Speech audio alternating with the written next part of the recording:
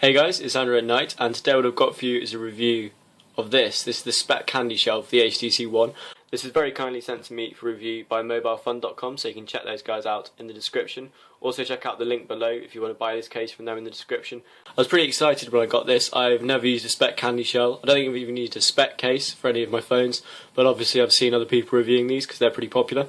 And I'm in sort of two minds. This is very nearly one of the best cases I've used, but there are a few things that I think they need to look at which will make this thing pretty much perfect. But we're going to start with how it looks when it's on the phone.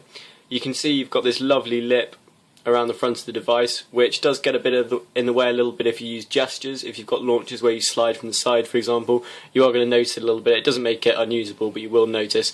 But on the plus side, it does mean you can put your phone face down and you know you're not going to get any crud on the screen and you're not going to scratch it, which is really nice. Also on the back, you've just got really nice really nice hard plastic, so you know you're not going to scratch your phone, and there's enough thickness to it where the camera lens isn't going to get scuffed about, even if there is something small on the table.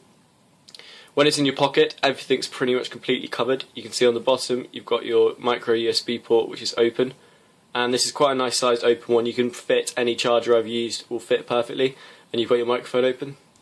This side, volume rocker is completely covered, so you're not going to nick that up in your pocket, and this is really easy to access. It's actually easier to use and sort of feel in your pocket than when the phone's not got a case on it. You got your headphone jack, which again, really nicely dug in, so you can use pretty much any headphones with that and you shouldn't have too many issues.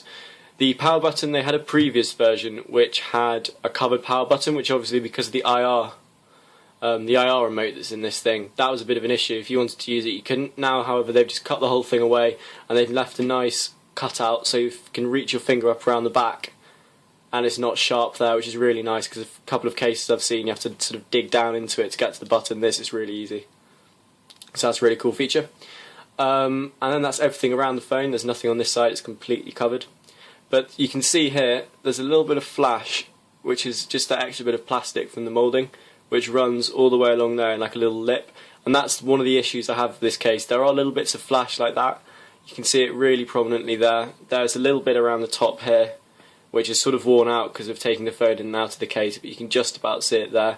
There's also a little bit on the corner here, which I've cut back slightly because it was a little bit worse.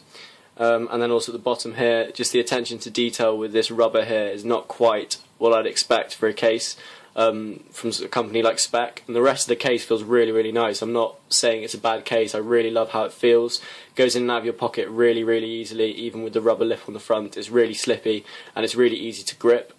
Also saying it's slippy, it's actually easier to hold in the hand than the HTC One when it's naked. The HTC One's pretty slippy because it's aluminium. This makes it much, much easier to grip and it feels much more secure in your hand. But I'd love a case like this without this little issue here, because it really does irritate me, and I've tried to sort of wear it back, and I know that if I keep rubbing it and rubbing it, it's going to come away eventually, but you shouldn't be having to do that. I think the case retails for about £24. I'll have to check that. I'll put an annotation there with the price. But for the price, they shouldn't really be having those issues. The other thing, which isn't really a negative, is that I'm just going to take the phone out here, which is actually kind of difficult. You put your finger back here, push, and then just unhook the corner and it drops out, which is a little bit of a palaver, but it's not too bad. You're not going to be pulling it out too often. The other thing, which isn't really a criticism, is that I love this to come in more colours. You can get loads of different colours for the iPhone, but for the One you can only get this, which is black and grey, which in fairness looks really nice. It's really understated and it complements this really nicely, but I'd love to be able to get one with a bit more colour, because if that logo was like bright green or bright blue, that would just look so cool on the back of it, and if all the rubber sort of followed suit, so the inside was that colour and the front was that colour, I think that'd be really cool. It'd be a really nice eye catcher. So I'd love to see these in more colours, and I'd love to see them get that sort of flash issue just out of the way. There's no flash on the inside of the device apart from a small amount on the top, small amount on that top lip, and none of it's going to scratch the phone, and it fits perfectly, so I wouldn't worry about that. You can see there's some Speck logo inside again, and a little bit of detail. And this inside does feel really nice. I'm convinced it's not going to scratch the phone. I would just be careful and just wipe it down every so often, because if you get sand or grit in back here and you put your phone in, you may risk scratching it.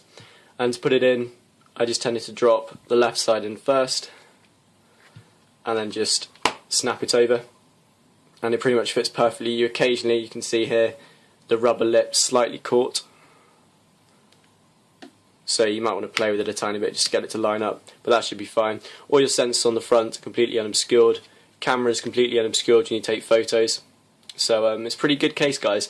I just wish they'd sort out that little quality issue with the flash, because if they got rid of that, there's not much bad I can say about this case. It provides me with protection, and I feel almost as secure with this as with the OtterBox, but this feels much nicer in the hand. It's much smaller. It follows the contours of the device really nicely, so when you're holding it, you're aware that it's much bigger, but it doesn't feel sort of quite as monstrous as the OtterBox does, which sort of ruins the aesthetic slightly more than this does. And if this was cooler colours again, I'd really love this. I'd easily buy some of these with my own money, and I never buy cases with my own money because I get them for review, so that shows you sort of how good this case is, how much I like it. The plastic scuffs a little bit, but I was really hammering it for the few days, or actually the week I've been using it. I was spinning it on different surfaces, on like wooden tables, on not flagstones, on that tabletop surface that feels a bit like marble. Can't remember what it's called. May even be marble. I'll look it up. But I've been spinning it on that, and you can see it scratched up in the light. Just get the light into it. But actually, it doesn't look too bad to the naked eye. You can't really see it, and the colour of the plastic isn't just painted on, so when you scratch it, you're not going to get like a white line appearing. It's going to stay the same colour. So that's the Speck Candyshell for the HTC One. Basically, it's a really nice case, guys. It will provide you with a great amount of protection. I can definitely recommend it if you want a really nice combination of protection and a feeling that you're not using a completely ridiculous case, and this does feel and look really nice still. But as I said, I just wish there were more colours and they fixed that little issue with the flash, because then it really would be probably the best case I've used. So if you've got any questions, please comment below. I'm aware these case reviews are a bit weird because they're a little bit rambly, and I may not touch on the one thing you want to know, so if you just post that in the description below, I will try and get back to you. And I'll see you guys next time. Ta-ra!